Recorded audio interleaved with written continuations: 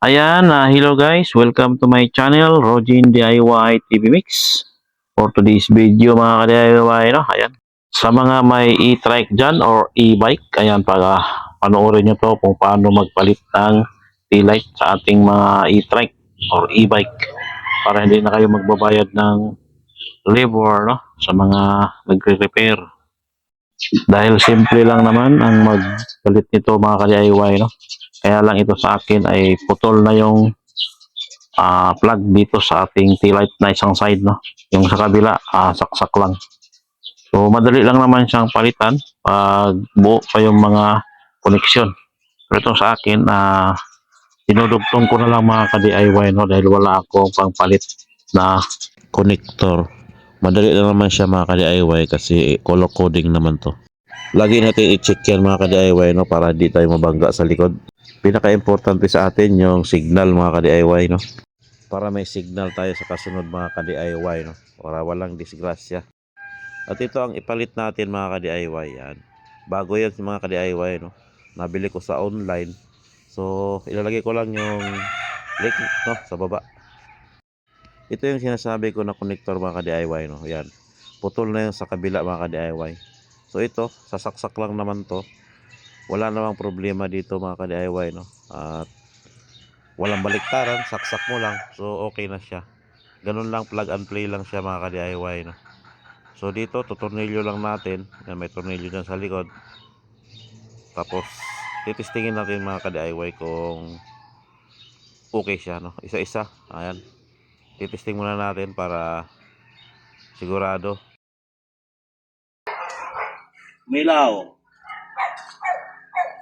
Light. Ayan. Ayos.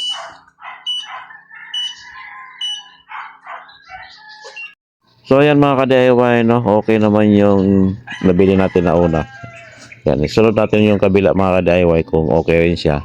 So dito mga ka-DIY, ito yung putol na sinasabi ko kanina. Na putol na yung wire. Kasi itong e-trike na to mga ka-DIY, sikanhan ko lang nabili. So na-repair na siya mga ka-DIY, no? Nung nabili ko. Kaya pinagana lang nila yung ilaw. Yung pala pundi na siya. So dito, tatanggalin muna natin yung ilaw. At yung luma, dito putol na rin talaga siya. Pinutol na rin natin. Para madugtungan na natin ng bago mga ka-DIY, no? Sa wire naman mga ka-DIY, huwag kayong mag-alala at color coding naman siya, no? So hindi mahirap gawin. So tagaan lang, dudugtong lang natin yung wire isa-isa. Kailangan maganda pagkadugtong para pag vibrate hindi siya matanggal. Wala tayong cameraman, ayan, natatakpan minsan. So ayan, ganyan lang siya mga ka-DIY. Sinusum ko na lang para makita. Ayan, ito yung wire niya mga ka-DIY, no? Color coding naman siya. So, hindi problema pagkabit yan, no?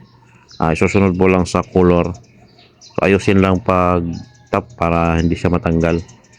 So, dito mga ka-DIY, no? Ayan, ito yung ilaw natin. So, ayan, dito, magbabalat na lang tayo dito. Hindi natin tatanggalin yung connector na yan. Para pag nakabili tayo ng connector sa e-bike, so, madali na siyang gawin. Sa pagbalat pala nito mga ka-DIY, no, alternate nyo lang, huwag nyong itapat-tapat para pag nabalatan siya, hindi siya magdikit, no, hindi mag-round. Kaya ilayo-layo mo lang.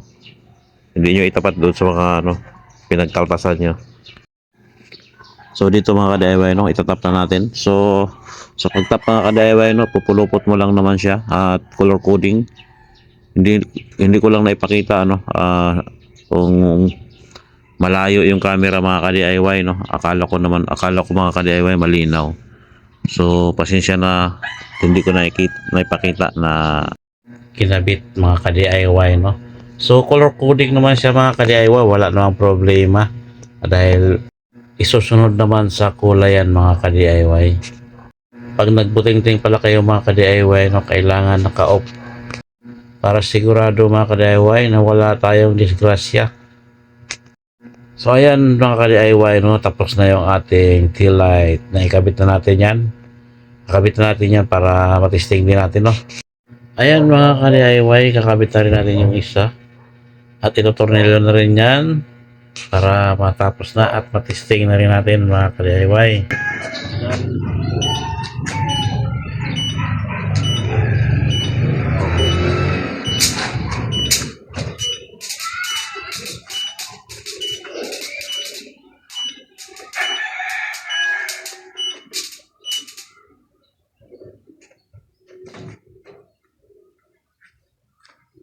Ayos. Check natin. Okay na yan.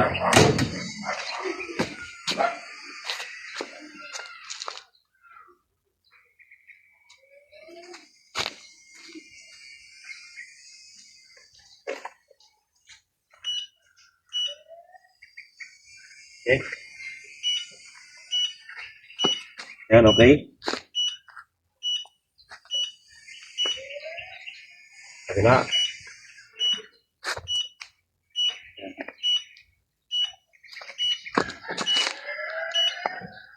Okay. Yan siya, oh.